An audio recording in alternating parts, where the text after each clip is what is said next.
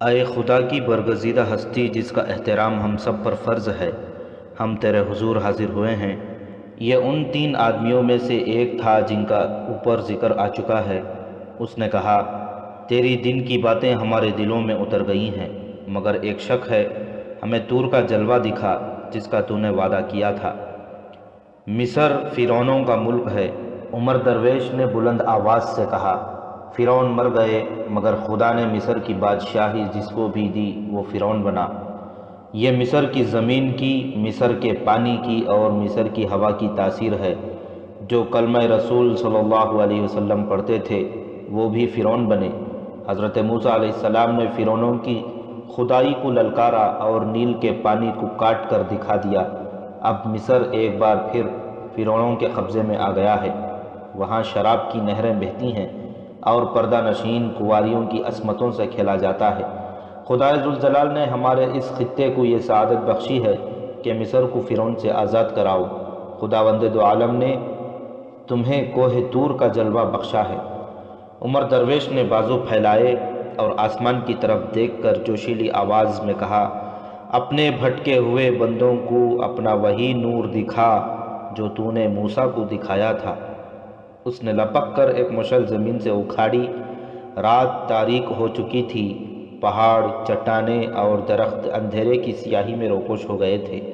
روشنی صرف ان 2 مشعلوں کے شعلوں کی تھی جس میں عمر درویش اور عاشی نظر آ رہے تھے۔ عمر درویش نے مشعل اوپر کی اور ایک سمت اشارہ کر کے کہا، دیکھو، ادھر دیکھو، ادھر ایک پہاڑی ہے، تم اس پہاڑی کو نہیں دیکھ سکتے، اس کا جلوہ دیکھو۔ اس نے مشعل اور زیادہ اوپر کر کے دائیں بائیں لہرائی۔ اس کے ساتھ ہی سامنے پہاڑی سے ایک شعلہ اٹھا اور ذرا سی دیر میں کم ہوتے ہوتے ختم ہو گیا۔ لوگوں کے منہ کھلے کے کھلے رہ گئے۔ حیرت زدگی نے ان کی زبانیں گنگ کر دیں۔ اگر تم نے خدا کے اس جلوے کو بھی اپنے دلوں میں نہ اتارا تو یہ شعلہ تم نے دیکھا ہے تمہارے اس سرسبز علاقے کو ریگزار بنا دے گا۔ عمر درویش نے کہا، میں اسے روک نہیں سکوں گا، اسے تم نے دعوت دی ہے۔ عمر درویش اپنے خیمے میں چلا گیا۔ عاشی نے لوگوں کو اشارہ کیا کہ وہ چلے جائیں۔ لوگ وہاں سے جانے لگے تو ایک دوسرے کے ساتھ بات کرتے ہوئے بھی گھبراتے تھے۔ ان کے دلوں میں کوئی شک نہیں رہا تھا۔ وہ جب خیمے سے دور نکل گئے تو ایک آدمی نے جو ان کے ساتھ تھا دوڑ کر آگے ہوا اور سب کی طرف منہ کر کے رک گیا۔ سب نے دیکھا وہ ایک گاؤں کی مسجد کا پیش امام تھا۔ ذرا رک جاؤ، امام نے بازو پھیلا کر کہا۔ سب رک گئے تو اس نے کہا، اپنے ایمان کو قابو میں رکھو مسلمانوں، یہ جادوگری ہے، جو تم دیکھ آئے ہو یہ شعبدہ بازی ہے۔ رسول خدا صلی اللہ علیہ وسلم کے بعد نہ کوئی پیغمبر آیا ہے نہ آئے گا۔ خدا ایسے گناہ گاروں کو جلوے اور نور نہیں دکھایا کرتا جو اپنے ساتھ بے حیا لڑکیاں لیے پھرتے ہیں۔ یہ لڑکی نہیں، جن ہے، ایک آدمی نے کہا۔ جنات انسانوں کے روپ میں نہیں آ سکتے، امام نے کہا۔ جنات کسی انسان کے غلام نہیں ہو سکتے۔ مسلمانوں، اپنے عقیدے کی حفاظت کرو۔ سلطان صلاح الدین ایوبی فرعون نہیں، وہ خدا کا سچا بندہ ہے۔ اس نے پیغمبری کا دعویٰ نہیں کیا، وہ تمہارے مذہب کا پاسبان اور صلیب کا دشمن ہے۔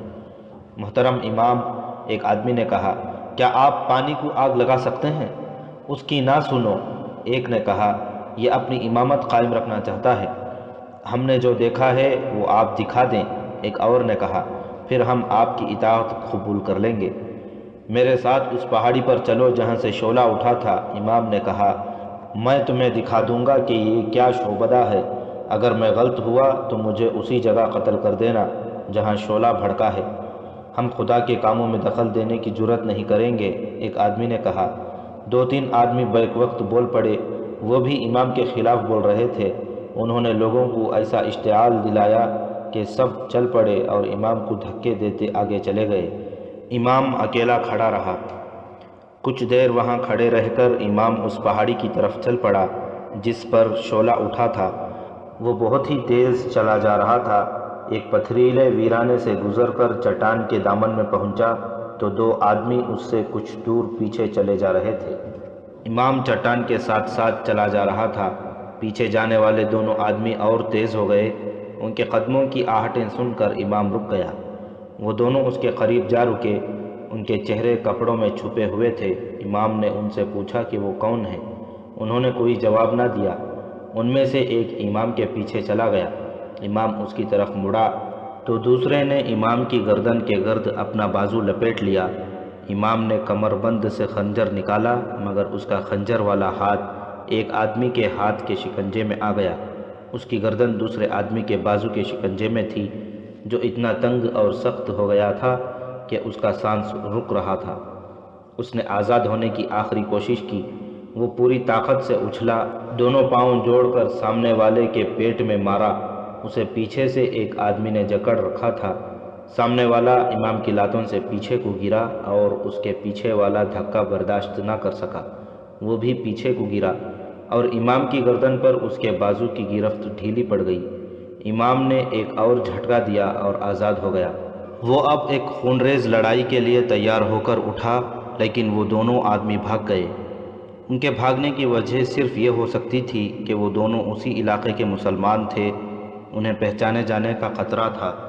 امام نے انہیں پکارا، للکارا، لیکن وہ غائب ہو گئے تھے۔ امام نے آگے جانا مناسب نہ سمجھا اور وہیں سے واپس چلا گیا۔ عمر درویش کے خیمے میں وہی 3 آدمی بیٹھے تھے جو دن کے وقت بھی اس کے پاس آئے تھے۔ انہوں نے عمر درویش کو بتایا کہ لوگ وہی تاثر لے کر گئے ہیں جو ان پر پیدا کرنے کی کوشش کی گئی تھی۔ انہوں نے اسے یہ بھی بتایا کہ کل رات اسے آگے ایک اور گاؤں کے قریب جانا ہے اور طور کا جلوہ ایک اور پہاڑی پر دکھانا ہے۔ تینوں چلے گئے۔ عاشی عمر درویش کے ساتھ اکیلی رہ گئی۔ کیا تم اپنی کامیابی پر خوش ہو؟ عاشی نے پوچھا۔ عاشی، عمر درویش نے آہ لے کر کہا، میں تمہیں اس قسم کے سوالوں کا جواب دینے سے ڈرتا ہوں۔ کیا تم یہ چاہتے ہو کہ میں صلیبیوں اور سوڈانیوں کے ہاتھوں میں کھلونا بنی رہوں؟ عاشی نے کہا، تم نے میرے اندر ایمان بیدار کیا ہے اور اب تم مجھ پر اعتبار نہیں کرتے۔ میں اعتبار تمہارے عمل پر کروں گا، عمر درویش نے کہا، تمہارے الفاظ پر نہیں۔ مجھے بتاؤ میں کیا کروں؟ عاشی نے کہا، جو کہو گے کروں گی۔ ابھی یہی کرتی رہو جو کر رہی ہو، عمر درویش نے کہا، وقت آنے پر تمہیں بتاؤں گا کہ کیا کرنا ہے۔ ہو سکتا ہے تمہیں یہ بتانے کا وقت ہی نہ ملے کہ مجھے کیا کرنا ہے، عاشی نے کہا۔ تم نے دیکھ لیا ہے کہ تمہارے ارد گرد جاسوسوں کا جال بچھا ہوا ہے۔ جہاں تم نے ذرا سی مشکوک حرکت کی، یہ جاسوس تمہیں غائب یا قتل کر دیں گے اور مجھے اپنے ساتھ لے جائیں گے۔ اگر تم مجھے پہلے ہی بتا دو کہ تمہارا ارادہ کیا ہے تو میں تمہیں بروقت خبردار کر سکوں گی۔ مجھے تو وہ بہرحال اپنے گروہ کا فرد سمجھتے ہیں۔ عاشی کے انداز میں کچھ ایسی سادگی اور خلوص تھا جس سے عمر درویش قائل ہو گیا کہ یہ لڑکی اسے دھوکہ نہیں دے گی۔ اس نے کہا، تمہارے کمالات دیکھتا ہوں تو ڈرتا ہوں کہ مجھے دھوکہ دو گی۔ کمالات میں تو تم بھی کم نہیں ہو، عاشی نے کہا، اسی لیے تو میں محسوس کر رہی ہوں کہ تم نے اپنی قوم کو دھوکہ دینے کا پختہ ارادہ کر لیا ہے۔ میں تمہیں اپنا ارادہ بتا دیتا ہوں، عمر درویش نے کہا، اور یہ بھی بتا دیتا ہوں کہ تم نے اپنا وعدہ پورا نہ کیا اور مجھے فریب دیا تو تم زندہ نہیں رہو گی۔ میں قتل ہو جانے سے نہیں ڈرتا اور قتل کرنے سے بھی نہیں ڈروں گا۔ میں نے راستے میں تمہیں بتایا تھا کہ میں کسی اور مقصد کے لیے جا رہا ہوں۔ مجھے امید تھی کہ میں یہاں اپنے علاقے میں آ کر اپنے خفیہ مقصد میں آسانی سے کامیاب ہو جاؤں گا، مگر یہاں آ کر دیکھا ہے کہ سوڈانیوں نے مجھے جاسوسوں کے گھیرے میں لے رکھا ہے۔ مجھے دوسرا غم یہ ہو رہا ہے کہ میں نے اپنی قوم کی پیٹھ میں خنجر اتار دیا ہے۔ میں اپنے اصل مقصد کی خاطر اپنے آپ کو پوشیدہ رکھ رہا ہوں، مگر میری کارستانی، جسے تم میرا کمال کہتی ہو، میری قوم کے مذہبی عقیدے کو زہر کی طرح مار رہی ہے۔ میں نے اگر یہ سوانگ جاری رکھا تو یہ مسلمان سوڈانیوں کی غلامی کی زنجیروں میں بندھ جائیں گے اور ان کا قومی وقار ہمیشہ کے لیے ختم ہو جائے گا۔ تم کیا کرنا چاہتے ہو؟ عاشی نے پوچھا۔ میں اسحاق کے گاؤں تک پہنچنا چاہتا ہوں، عمر درویش نے کہا۔ تم اسحاق کو جانتی ہو نا؟ وہی کمانڈر جو جنگی قیدی کی حیثیت میں قید خانے میں پڑا ہے۔ اسے اپنے رنگ میں رنگنے کے لیے تمہیں بھی ایک رات اس کے پاس بھیجا گیا تھا۔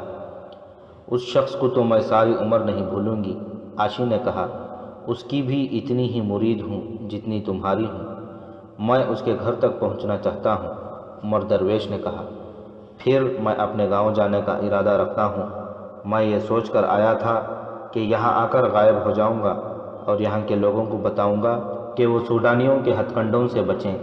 معلوم ہوتا ہے کہ تم نے کوئی باقاعدہ منصوبہ نہیں بنایا تھا۔ عاشی نے کہا، ہمیں جس کام کے لیے بھیجا جاتا ہے اس کا ہمیں بڑا واضح منصوبہ دیا جاتا ہے۔ میں قید خانے میں ظالمانہ اذیتیں سہ کر نکلا ہوں۔ عمر درویش نے کہا، اتنی سی عقل رہ گئی تھی کہ قید خانے سے نکلنے کا یہ طریقہ سوچ لیا تھا۔ یہاں آ کر حالات ایسے ہو گئے ہیں کہ اپنے مقصد کی کامیابی ناممکن نظر آتی ہے۔ اب مجھے بھی سوچنے دو، عاشی نے کہا، اگر ہم خدا کی راہ میں ثابت قدم رہے تو تم اپنے مقصد میں کامیاب ہو جاؤ گے۔ کل ہم آگے جا رہے ہیں، کوئی صورت نکل آئے گی۔ ضرورت یہ ہے کہ ہمیں یہاں کے کسی عقل مند آدمی کے ساتھ ملاقات کا موقع مل جائے۔ اسی علاقے میں عمر درویش کے خیمے سے 2-2.5 میل دور مصری تاجروں کا ایک قافلہ آیا۔ 4 آدمی اور 6 اونٹ تھے۔ قافلے کا سردار لمبی داڑھی والا ایک بزرگ سیرت انسان تھا جس نے ایک آنکھ پر سبز رنگ کے کپڑے کا ٹکڑا لٹکا رکھا تھا، جیسے اس کی ایک آنکھ خراب ہو۔ یہ قافلہ 2 راتیں پہلے سوڈان کے سرحد میں داخل ہوا تھا۔ پہلے بتایا جا چکا ہے کہ سلطان ایوبی نے مصر سے سوڈان میں اناج اسمگل کرنے کی درپردہ اجازت دے رکھی تھی۔ دوسری اجناس بھی اسمگل کی جاتی تھیں۔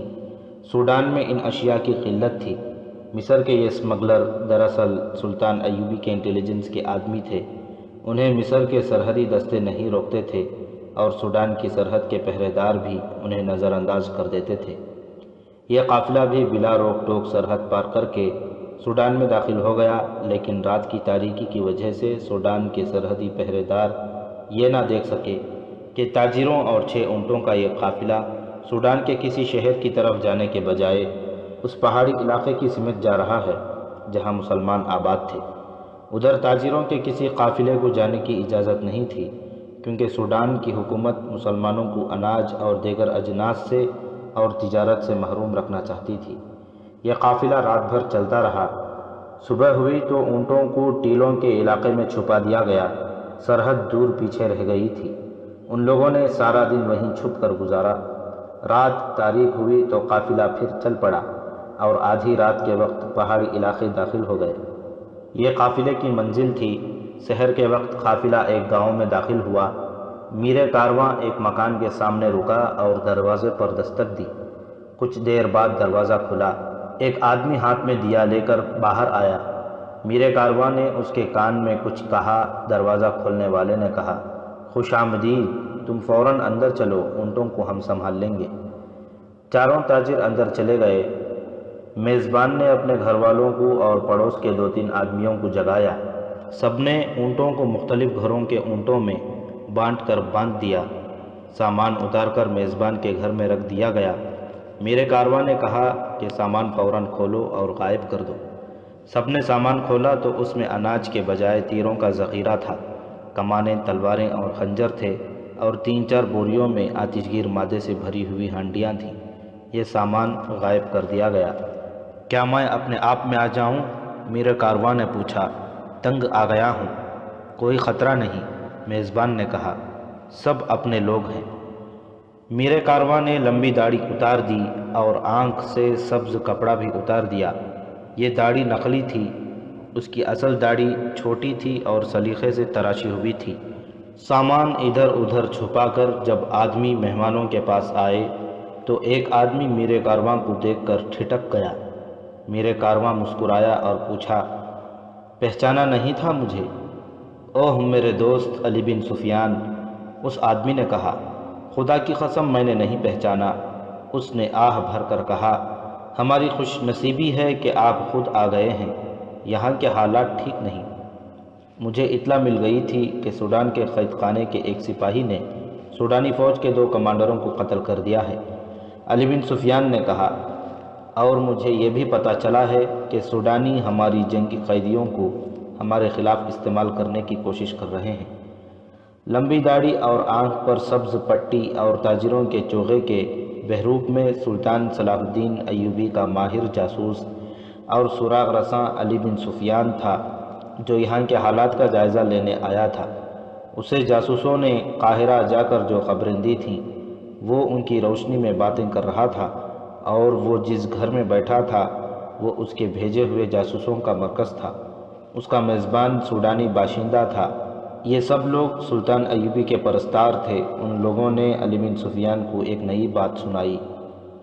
افواہ پھیل رہی ہے کہ خدا کا کوئی ایلچی آیا ہے جو پانی کو آگ لگاتا ہے۔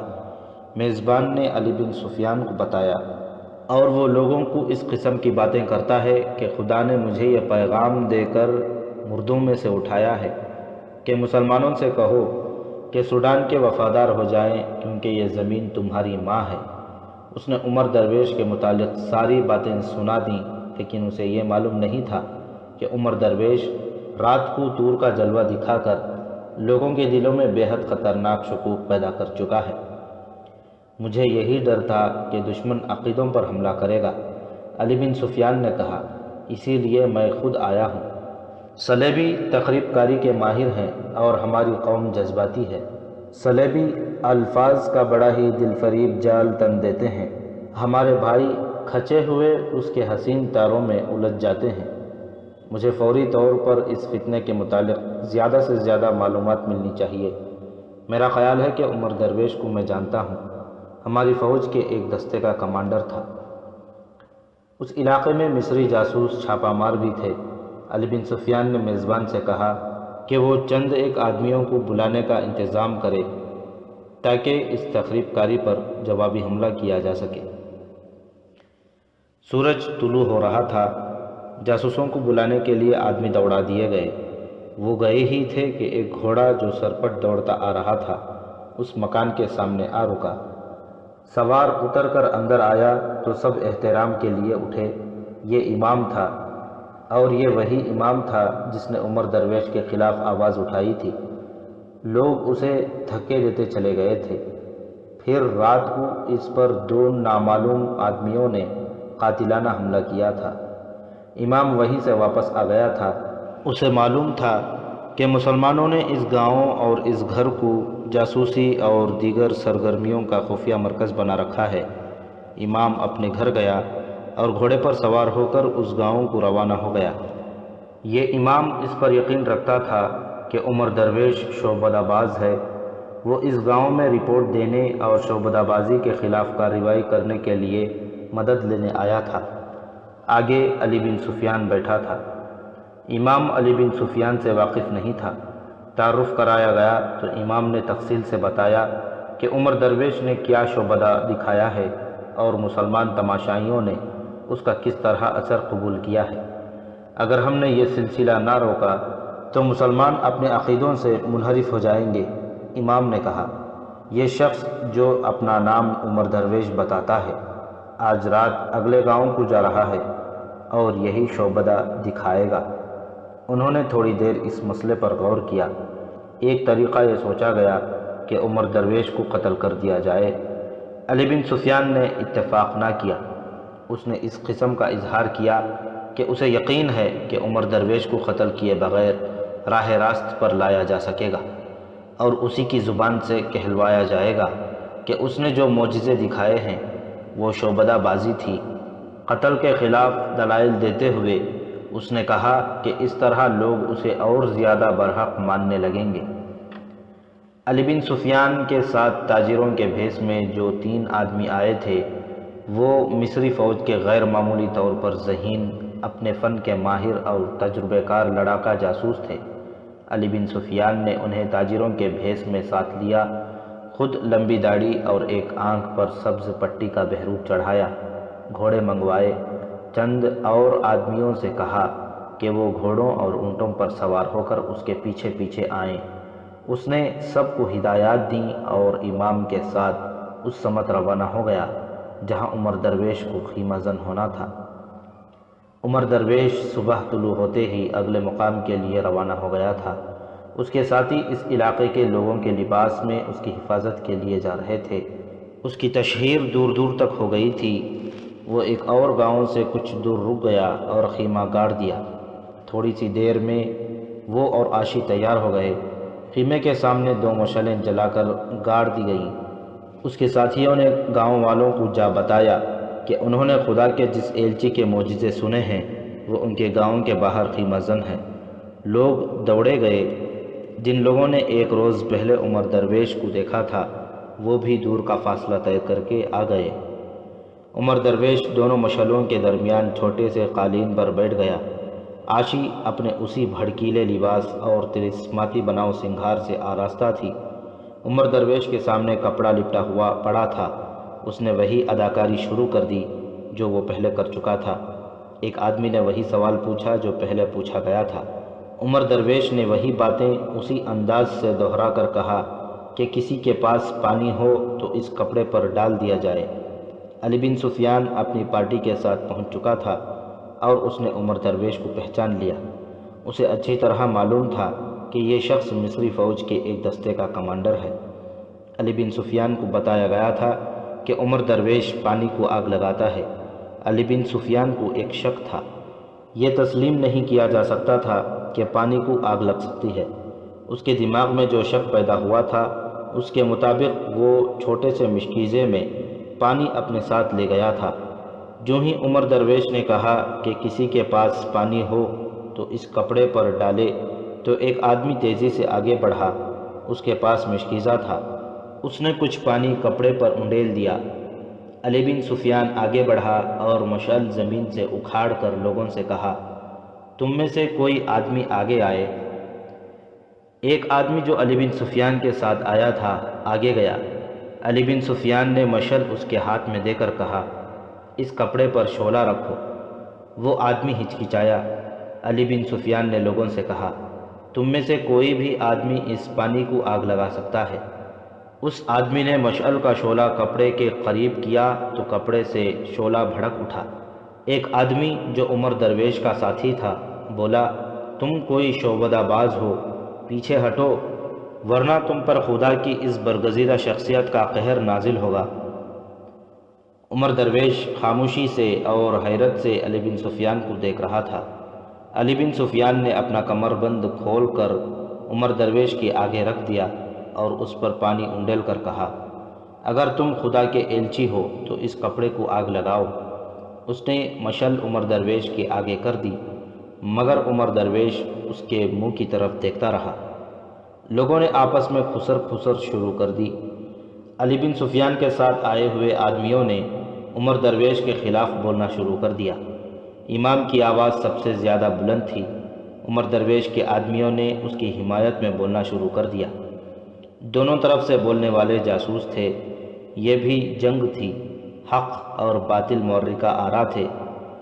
علی بن سفیان نے لوگوں کو ادھر الجھا ہوا دیکھا تو عمر درویش کے سامنے بیٹھ گیا۔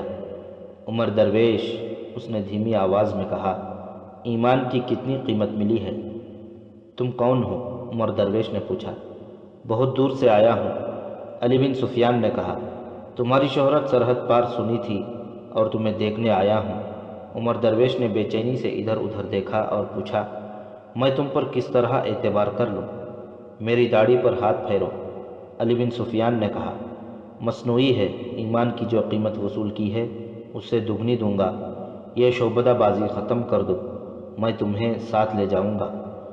میں قاتلوں کے گھیرے میں ہوں۔ عمر درویش نے کہا، میری نہیں مانو گے تو بھی قتل ہو جاؤ گے۔ علی بن سفیان نے کہا، تم جانتے ہو کہ یہاں ہمارے بہت سے آدمی موجود ہیں، تمہارے ساتھ کتنے آدمی ہیں؟ مجھے معلوم نہیں، عمر درویش نے کہا اور پوچھا، تمہارا نام کیا ہے؟ بتا نہیں سکتا، علی بن سفیان نے کہا۔ میں جو پوچھتا ہوں وہ بتاؤ، طور کا جلوہ کیا ہے؟ صاف بتا دو، تمہاری حفاظت کی ذمہ داری لیتا ہوں۔ جب اٹھو گے تو اپنے دائیں طرف دیکھنا، عمر درویش نے کہا۔ اونچی پہاڑی کے آگے ایک اور چٹان ہے، ایک بہت بڑا درخت ہے۔ شام سے ذرا بعد وہاں اپنے آدمی چھپا دینا۔ جس طرح پانی کو آگ لگنے کا بھید جان گئے ہو، طور کا جلوہ بھی جان جاؤ گے۔ مجھے موقع دو، یہ تماشا دکھاؤں، تم وہاں سے شعلہ نہ اٹھنے دینا۔ میرے فرار کا اور میری حفاظت کا فرض تم پورا کرو گے۔ بس میری شعبدہ بازی یہی ہوگی کہ یہاں سے تم نکل بھاگو، مجھے اسحاق کو قید خانے سے آزاد کرانا ہے۔ اٹھو اور اعلان کرو کہ رات کو طور کا جلوہ دکھاؤں گا۔ علی بن سفیان کی جگہ کوئی اور آدمی ہوتا تو وہ عمر درویش کی یہ ادھوری سی بات نہ سمجھ سکتا۔ علی بن سفیان اسی میدان کا کھلاڑی تھا، وہ اشارے سمجھ لیتا تھا۔ اس نے اٹھ کر اعلان کیا، خدا کا یہ برگزیدہ انسان رات کو طور کا جلوہ دکھائے گا۔ میں نے اس کی بات سمجھ لی ہے، تم سب چلے جاؤ، شام کے بعد آنا۔ علی بن سفیان اٹھ کر چلا گیا۔ لوگوں نے اسے گھیر لیا اور پوچھا کہ عمر درویش کے ساتھ اس کی کیا باتیں ہوئیں۔ اس نے بلند آواز سے کہا، اس برگزیدہ ہستی کے سینے میں ایک پیغام اور ایک راز ہے، میں نے اپنا شک رفع کر لیا ہے، رات کو اس کا معجزہ ضرور دیکھنا۔ عمر درویش کے آدمی اس کے پاس جا بیٹھے اور پوچھا کہ اس آدمی کے ساتھ کیا باتیں ہوئیں۔ عمر درویش نے جواب دیا، میں نے اسے قائل کر لیا ہے۔ لیکن یہ ہے کون؟ ایک آدمی نے کہا، اسے ضرور پتہ چل گیا ہے کہ کپڑے میں آتش گیر سیال ہے جو جل اٹھا ہے۔ تم فکر کیوں کرتے ہو؟ عمر درویش نے مسکرا کر کہا، میں آج رات اس کے شکوک رفع کر دوں گا، اگر یہ رات کو آیا تو اسے ہم قتل کر دیں گے۔ دوسرے آدمی نے کہا، ابھی نہیں۔ عمر درویش نے کہا، کہیں ایسا نہ ہو کہ بنا بنایا کھیل بگڑ جائے۔ اگر یہ رات کو میرے پاس آیا تو میں اس خیمے میں بٹھا لوں گا، تم اسے باندھ کر اٹھا لے جانا، ہم اس کا پیچھا کرتے ہیں۔ تیسرے آدمی نے کہا، اسے نظر میں رکھنا ضروری ہے۔ دو آدمی اٹھے اور ان لوگوں سے جا ملے جو واپس جا رہے تھے۔ ان دونوں نے علی بن سفیان کو ڈھونڈا مگر وہ ان میں نہیں تھا۔ لوگوں نے پوچھا تو کوئی بھی نہ بتا سکا کہ وہ آدمی کہاں ہے جس کی داڑھی لمبی اور ایک آنکھ پر سبز پٹی بندھی تھی۔ علی بن سفیان گھوڑے پر سوار ہو کر دور نکل گیا تھا۔ عمر درویش خیمے میں عاشی کے ساتھ اکیلا رہ گیا تو عاشی نے اس سے پوچھا، یہ آدمی کون تھا؟ اس نے تمہارے ساتھ اس طرح باتیں کی تھیں جیسے وہ تم سے اور تمہارے بہروپ سے واقف ہے۔ سنو عاشی، عمر درویش نے کہا، آج رات کچھ ہونے والا ہے، میں بتا نہیں سکتا کہ کیا ہوگا۔ اس آدمی کو میں پہچان نہیں سکا، اس نے بتایا بھی نہیں کہ وہ کون ہے، لیکن یہ کوئی معمولی آدمی نہیں۔ مجھے امید نہیں کہ آج رات ہم فرار ہو سکیں، اور یہ توقع بھی ہے کہ میں قتل ہو جاؤں گا۔ آج رات تمہیں ثابت کرنا ہوگا کہ تمہاری رگوں میں مسلمان باپ کا خون ہے۔ اگر تم نے دھوکہ دینے کی کوشش کی تو تم میرے ہاتھوں قتل ہوگی۔ اگر تم مجھے کچھ اور بھی بتا دو کہ کیا ہوگا اور مجھے کیا کرنا ہے تو شاید میں زیادہ اچھے طریقے سے تمہاری مدد کر سکوں گی۔ عاشی نے کہا، میں تمہاری خاطر قتل ہونے کے لیے تیار ہوں، لیکن اس سے تمہارا مقصد پورا نہ ہوا تو میری جان رائیگاں جائے گی۔ تمہیں یہ کرنا ہے، عمر درویش نے کہا، کہ اپنے آدمیوں کی باتوں میں نہ آنا، کوشش کرنا کہ ان کا ارادہ قبل از وقت معلوم کر لو اور مجھے خبردار کرو۔ میں بتا نہیں سکتا کہ آج رات کیا ہوگا، تم تیار رہنا۔ تم کئی بار کہہ چکے ہو کہ تمہیں مجھ پر اعتبار نہیں، عاشی نے کہا، لیکن میں نے تمہیں ایک بار بھی نہیں کہا کہ مجھے تم پر اعتبار نہیں۔ اگر تم یہاں سے آزاد ہو گئے تو کیا تم مجھے بھی اپنے ساتھ لے جاؤ گے؟ تم واپس جانا پسند نہیں کرو گی؟ نہیں، عاشی نے رنجیدہ مگر پرعزم لہجے میں کہا، مر جانا پسند کروں گی۔ تم شہزادی ہو عاشی، عمر درویش نے کہا، میں نے یہ تو سوچا ہی نہیں تھا کہ تم میرے ساتھ چلو گی تو تمہارا مستقبل کیا ہوگا۔ تم ان جنگلوں میں رہنا یقیناً پسند نہیں کرو گی۔ میں تمہیں قاہرہ لے جاؤں گا، وہاں تمہارے متعلق سوچنے کے لیے بڑے اچھے دماغ موجود ہیں۔ تم مجھے اپنے ساتھ نہیں رکھو گے؟ عاشی نے پوچھا، مجھے اپنی بیوی نہیں بناؤ گے؟ اگر یہ شرط ہے تو میں اسے قبول نہیں کروں گا، عمر درویش نے کہا۔ لوگ کہیں گے کہ میں نے اپنا فرض تمہیں حاصل کرنے کے لیے ادا کیا ہے۔ میرا گھر جہاں میری ایک بیوی موجود ہے تمہارے قابل نہیں۔ عاشی، میں سپاہی ہوں، میرا گھر میدان جنگ ہے، مجھے اپنی بیوی کی صورت دیکھے 3 سال سے زیادہ عرصہ گزر گیا ہے۔ تم اگر اس لیے میری بیوی بننا چاہتی ہو کہ میں تمہاری پسند کا مرد ہوں تو تم مایوس ہوگی۔ تمہاری محبت اور تمہاری دعائیں اس تیر کو نہیں روک سکیں گی جسے میرے سینے سے پار ہونا ہے۔ تم مجھے اپنی خواہش بتا دو، میں ذلت اور خواری کے اس زندگی سے آزاد ہونا چاہتی ہوں۔ عاشی نے کہا، مجھے تمہاری مدد اور سہارے کی ضرورت ہے، بعد میں جو ہوگا دیکھا جائے گا، میں تمہارے راستے میں نہیں آؤں گی۔ اگر زندہ رہا تو تمہیں پوری مدد اور سہارا دوں گا۔ آخر وہ گیا کہاں؟ یہ آواز ان جاسوسوں میں سے ایک تھی جو عمر درویش کے ساتھ لگے ہوئے تھے۔ وہ اس وقت عمر درویش کے خیمے سے کہیں دور کھڑے علی بن سفیان کے متعلق سوچ رہے تھے۔ اس نے کہا، یہ بھی ہو سکتا ہے کہ عمر درویش اس کے دل کو اپنے قبضے میں لینے کے بجائے اپنا دل اس کے قبضے میں دے چکا ہو۔ ہمیں اب بہت ہی محتاط ہونا پڑے گا۔ ہمیں بتایا گیا تھا کہ عمر درویش پر بھروسہ نہ کرنا۔ وہ لمبی داڑھی والا آدمی آگ کا بھید جان گیا ہے۔ دوسرے نے کہا، اب یہ دیکھنا ہے کہ عمر درویش نے اس بھید پر پردہ ڈالا ہے یا اس آدمی پر۔ عاشی کس مرض کی دوا ہے؟ تیسرے نے کہا، کیا وہ عمر درویش کے دل کا حال معلوم نہیں کر سکتی؟ یہ تو ہو ہی نہیں سکتا کہ یہ لڑکی بھی عمر درویش کی سازش میں شریک ہو گئی ہے۔ اگر کوئی سازش ہے اور عاشی اس میں شریک ہے تو اس کے متعلق حکم صاف ہے کہ قتل کر دو۔ ایک آدمی نے کہا، کیا تم اتنی قیمتی چیز کو یوں ضائع کر دو گے؟ دوسرے نے کہا، اسے اڑا لے جائیں گے اور کسی دولت والے کو منہ مانگے داموں پر یہ ہیرا دے دیں گے، وہاں یہ بتائیں گے کہ عاشی کو قتل کر کے دفن کر دیا ہے۔ تینوں نے ایک دوسرے کو ایسی نظروں سے دیکھا جیسے ان میں اتفاق رائے ہو گیا ہو۔ ایک نے کہا، آج رات ہمیں طور کا جلوہ دکھانا ہے، دیکھ لیں گے کہ عمر درویش یا اس آدمی کی نیت کیا ہے۔ رات کو ہم میں سے ایک کو عاشی کے ساتھ رہنا ہوگا، کہیں ایسا نہ ہو کہ لڑکی ہاتھ سے نکل جائے۔ انہوں نے طے کر لیا کہ رات عمر درویش اور عاشی کے ساتھ کون ہوگا۔ 4 آدمی کافی ہوں گے۔ علی بن سفیان نے کہا، میں عمر درویش کے ساتھ ہوں گا۔ تم سب نے ان 3-4 آدمیوں کو پہچان لیا ہے جو عمر درویش کی حمایت میں بول رہے تھے۔ یہ تمہارے علاقے کے وہ مسلمان ہیں جو سوڈانیوں کے لیے کام کر رہے ہیں۔ عمر درویش نے مجھے انہی کے متعلق بتایا ہے کہ وہ قاتلوں کے گھیرے میں ہے۔ انہیں نظر میں رکھنا، ضرورت پڑے تو ختم کر دینا، لیکن زندہ پکڑنا بہتر ہوگا۔ اس وقت علی بن سفیان ایک مسجد میں بیٹھا تھا، امام اسی مسجد کا تھا۔ علی بن سفیان نے اپنا بہروپ اتار دیا تھا۔ اس نے مسجد میں ہی رات کے لیے اپنے 2 آدمیوں کو مختلف کام بانٹ دیے اور کہا، مجھے جو شک تھا وہ صحیح ثابت ہوا ہے، مجھے امید ہے کہ رات کو بھی مجھے کامیابی ہوگی۔ سورج غروب ہونے سے ذرا پہلے اس پہاڑی پر جو عمر درویش نے علی بن سفیان کو دکھائی تھی، ایک آدمی چڑھ رہا تھا۔ وہ اس احتیاط کے ساتھ چڑھ رہا تھا کہ کوئی نہ دیکھ لے۔ دوسری طرف سے 2 آدمی اسی کی طرح جھکے جھکے اوپر جا رہے تھے اور ایک اور آدمی کسی اور طرف سے اوپر جا رہا تھا۔ یہ آدمی جب اوپر چلا گیا تو رینگ کر ایک بہت بڑے درخت پر پہنچا، ادھر ادھر دیکھا اور درخت پر چڑھنے لگا۔ 2 آدمی ایک بہت بڑے پتھر کے عقب میں بیٹھ گئے۔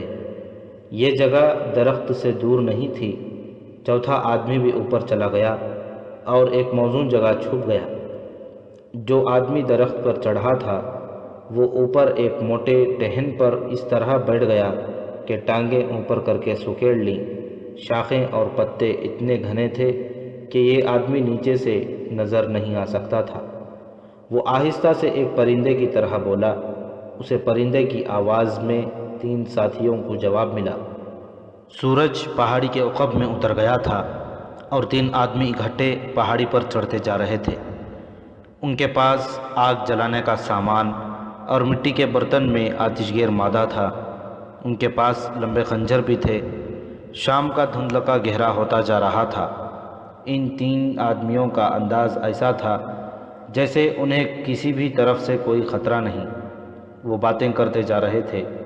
ان کی باتیں ان 4 آدمیوں کو سنائی دینے لگیں جو پہلے سے وہاں چھپے بیٹھے تھے۔ وہ پوری طرح چھپ گئے۔ وہاں سے دور نیچے عمر درویش کا خیمہ تھا جو شام کے اندھیرے میں نظر نہیں آتا تھا۔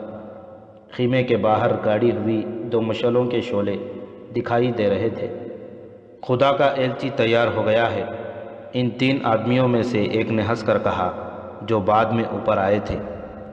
سامان کھول کر تیار کر لو، آج میرا دل کسی اور طریقے سے دھڑک رہا ہے۔